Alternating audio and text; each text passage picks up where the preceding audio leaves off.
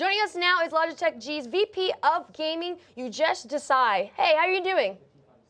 Good. How are you guys doing? Good. Pretty good. Pretty fantastic, and even better after that news of the new headsets coming out earlier this week. So we got the G935, the 933, and the refresh of the two older models here. So give us the lowdown on those. What improvements have been made, and I guess why'd you guys decide to create new iterations of some of your best headsets yet? Well, a couple of reasons. One is, Fortnite is massive. Segment on Fortnite, and one of the things you need in Fortnite is really good communication, right? Especially if you're playing in squads. So having a really good microphone is something that's really important. So that's something we wanted to improve on. But there are other times where you don't want to have people hear what you're saying, right? So on our new entry-level headsets that we introduced, the G432 and the G332, we offered a flip up on mute, so in case, someone's shouting at you in the background, you don't want them to hear what you're saying, you could quickly go, flip up your microphone and now you can mute it. The other thing we did is because audio is so important, it needs to sound good. So the audio driver is really important. So we created a new 50 millimeter driver we call our Pro G driver, and that just sounds amazing as well. The other thing we're seeing is, I don't know if you've followed any of the subreddits around battle stations where people kind of trick out their entire PC. It's almost like you're modding your car.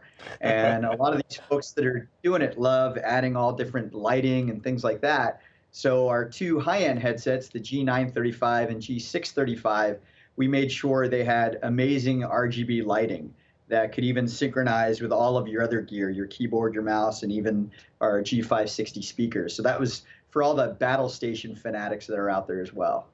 Of course, yeah, you guys have been offering a more refined approach towards gaming over the past couple of years, developing that light sync RGB tech to work with all your keyboards, your mice, your headsets, and all that good stuff. And like you said, having a good microphone is vital. Having good speakers is vital. Having directional audio is vital. So remind me if I'm wrong here, but your headsets support 7.1 surround? We do. So on the G935 and the G635, as well as the G432, we have 7.1 surround sound, which really can make a difference in the game. In my case, it just lets me know exactly where the person was that killed me. It doesn't really help make me any better because I'm not very good at the games, but at least I can positionally know when I'm dying, okay, it came from there, as opposed to me being confused and not knowing where it comes from. But the positional audio makes a real big difference.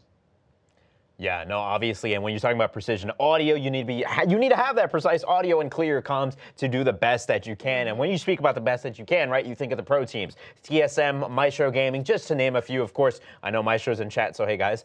But you guys have been becoming more and more involved with teams. So what's the direction? What's the incentive behind working with such a great span of teams here? Well, first of all, it's kind of, if you want to build the best gear, you have to work with the best. So part of the reasons we work with the teams is they help co-develop our gear. Last year, we announced a pro wireless gaming mouse. It took us over 2 years to develop that product, and we worked with over 50 pros designing that and went through 12 different prototypes, shapes, different weights, things like that to get their feedback. So that's probably the #1 reason we like working with pros, because they help us develop our products and make our products better. Because what we say is, our gear doesn't make the pro. The pros are amazing, and they have really good skills. What we want to make sure is our gear doesn't get in the way of their performance. It should feel like an extension of them. So that's one of the main reasons we work with the pros, so we can really kind of develop the best possible gear that's out there.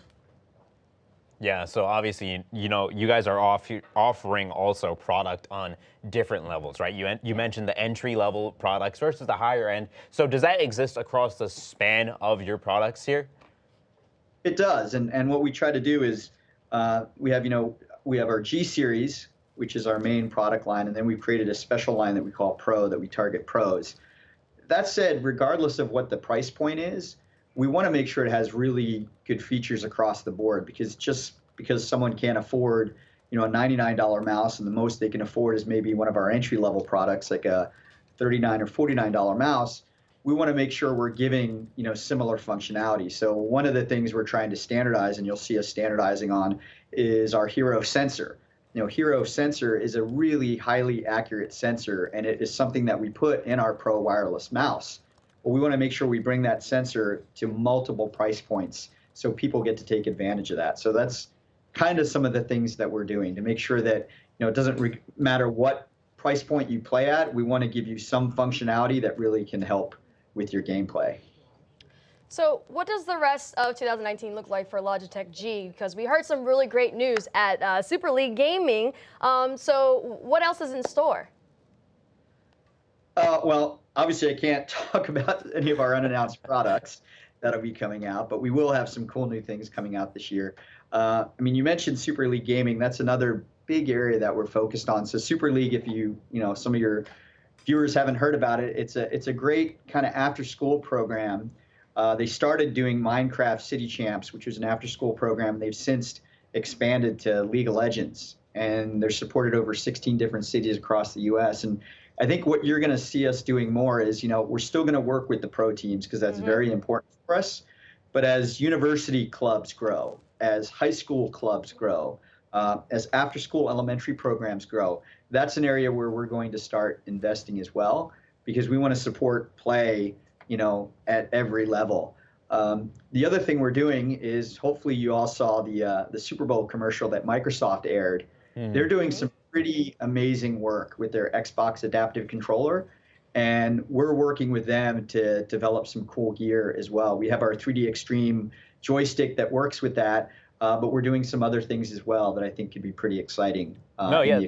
That is absolutely exciting. I think that Microsoft Adaptive Controller ad was actually one of the most touching and moving ads to actually air during the Super Bowl. It was like the best ad, basically. It really was. I remember when I was at a Super Bowl party and people were watching, and then they all just turned at me. They were like, "Does that make you happy?" And I was like, yeah, that should make everyone happy. Accessibility for all, being able to game, and like they said, there's no boundary to gaming, right? Anybody can game at whatever level they want. Well, Ujesh Desai, thank you so much for joining us. Of course, VP of Logitech Gaming. Thanks again for coming on the show. Thank you for having me.